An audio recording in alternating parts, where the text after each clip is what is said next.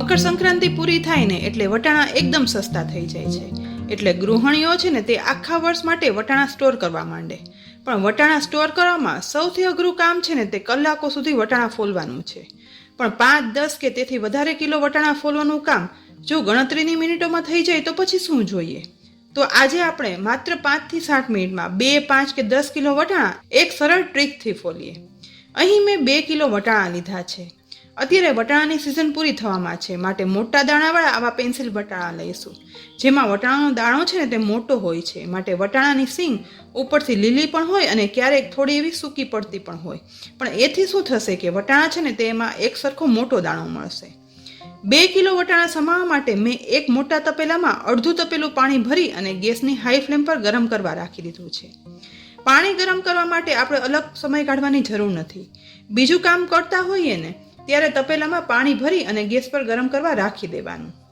માત્ર 2 થી 3 મિનિટ પાણી ગરમ થઈ જાય ને એટલે તેમાં વરાળ નીકળવાની શરૂઆત થઈ ગઈ છે.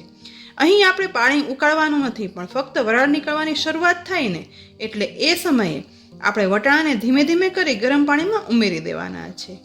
અહીં મેં 2 કિલો વટાણા લીધા છે, માટે એ પ્રમાણે પાણી લીધું છે. પણ જો વધારે વટાણા હોય ને તો પાણી વધારે લેવાનું. બધા જ વટાણા પાણીમાં ઉમેરાઈ જાય ને એટલે હવે આ તપેલામાં ઢાંકણ ઢાંકી દઈશું. હવે માત્ર 2 થી 3 મિનિટ જ આપણે વટાણાને પાણીમાં ગરમ થવા દેવાના છે. અહીં વટાણા પાણીમાં ગરમ થતાં લગભગ 1.5 મિનિટ જેવો સમય થઈ ગયો છે. તો એકવાર ઢાંકણ ખોલી ગરમ થતા વટાણાને ચેક કરશું. અહીં વટાણા બહુ જ ગરમ છે, પણ હજી વટાણા ફોલી શકાય ને તેવી છાલ સોફ્ટ નથી થઈ.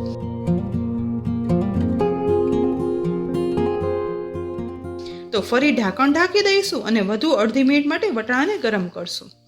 વધારે માત્ર અડધી થી પોણી મિનિટ જેવો સમય થયો છે. હવે ફરી તપેલાનું ઢાંકણ ખોલી અને ગરમ થતા વટાણામાંથી વટાણાને હાથમાં લઈ ઉપરથી છાલ પ્રેસ કરશું.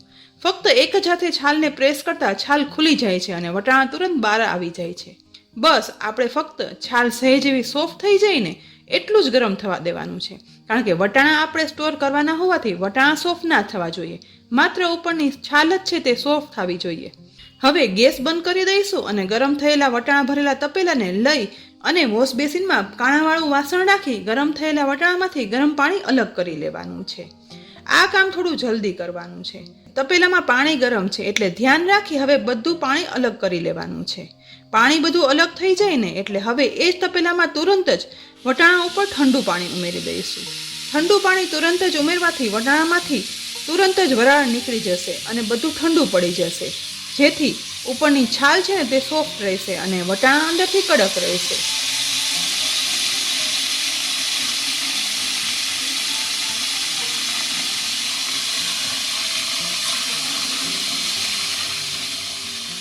અહીં વટાણા ડૂબી જાય ને તેટલું ઠંડુ પાણી ઉમેરાઈ ગયું છે.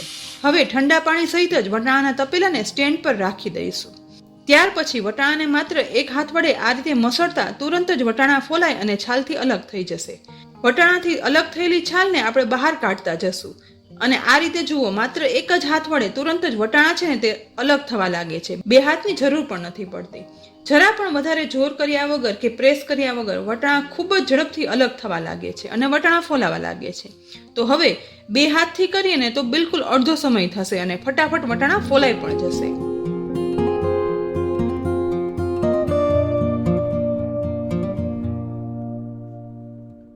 ફોલાયેલા વટાણાનો દાણો પણ હાથમાં લઈ અને જોશો ને તો દાણો એવો જ કડક રહ્યો છે, એટલે કે વટાણાનો દાણો છે ને તે જરા પણ બફાયો નથી.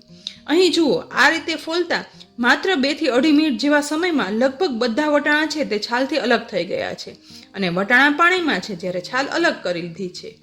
ધીમે ધીમે બધા વટાણા છાલથી અલગ થઈ ગયા છે. તો ફરીથી આ વટાણાવાળા પાણીને વોશ બેસિનમાં ચાળણીમાં ચાળી લઈશું. અહીં વટાણા પાણીમાં ગરમ થતાં 2.5 મિનિટ જેવો સમય થયો હતો અને ફોલવા માટે બીજી માત્ર 1/2 મિનિટ જેવો સમય થયો. ટોટલ માત્ર 5 થી 7 મિનિટ જેવા સમયમાં 2 કિલો વટાણા ફોલાઈ ગયા છે. ચાળણીમાં ઉમેરતા વટાણામાંથી બધું પાણી અલગ થઈ ગયું છે, પણ વટાણા હજી ભીના છે અને વટાણા આપણે સ્ટોર કરવાના છે. માટે હવે કિચન નેપકિન કે કોટનના કપડા ઉપર આ બધા વટાણાને લઈ અને ફેલાવી દેવાના છે. કારણ કે વટાણા સ્ટોર કરવાના હોવાથી વટાણા હોય ને તે કોરા હોવા જરૂરી છે. કિચન ટોવેલમાં બધા વટાણા ફેલાવાઈ જાય ને એટલે થોડી વાર માટે ઘરમાં પંખા નીચે આ ફેલાયેલા વટાણાને રાખી દેવાના છે. થોડી વારમાં બધા વટાણા છે ને તે એકદમ કોરા થઈ જાય છે. હાથ વડે અડકી અને ચેક કરતા હાથ પણ જુઓ, જરા પણ પાણી નથી આવતું અને હાથ એકદમ ડ્રાય રહ્યો છે. તો હવે આપણે એક ઝીપર બેગ લઈશું. અહીં મારે 2 કિલો વટાણા હતા એટલે મેં મીડિયમ સાઇઝની ઝીપર બેગ લીધી છે. બેગની ઝીપર ખોલી અને તેમાં બધા વટાણા ભરી લેવાના છે. ધીમે ધીમે કરી હવે બધા વટાણા છે ને તે બેગમાં ઉમેરાઈ ગયા છે. તો હવે બેગમાં આ રીતે પ્રેસ કરી વધારાની એર બહાર કાઢી લઈશું અને ત્યાર પછી બેગની ઝીપર છે ને તે બંધ કરી દેવાની છે. સ્ટોર કરવા માટે વટાણા તૈયાર થઈ ગયા છે. આ વટાણા ભરેલ બેગને આપણે ફ્રીઝરમાં રાખી દઈએ ને તો 1 વર્ષ સુધી આ વટાણા આવા જ તાજા રહે છે અને સાચવી શકાય છે. પણ હા, જો ઘરમાં વધારે સમય માટે વીજળી કે પાવર જતો હોય ને તો પછી આ વટાણા બગડી જાય, માટે એ વસ્તુનું ખાસ ધ્યાન રાખવાનું. ફ્રેન્ડ્સ, આજે તમને એક સરળ રીતે વટાણા ફોલવાની રીત બતાવી. તમને આ રીત કેવી લાગીને તે કોમેન્ટ બોક્સમાં લખી અને જરૂરથી કહેજો. સાથે અત્યારે દરેક ગૃહિણીને ખૂબ જ ઉપયોગી એવો આ વિડીયો છે ને એ તમારા સગા સંબંધી ફ્રેન્ડ્સમાં જરૂરથી શેર કરજો, જેથી આ વિડીયોનો ઉપયોગ બધા કરી શકે. અને હા, અમારી ચેનલને સબસ્ક્રાઈબ પણ કરી લેજો. ફરી મળશું એક નવા વિડીયો સાથે. ત્યાં સુધી આવજો.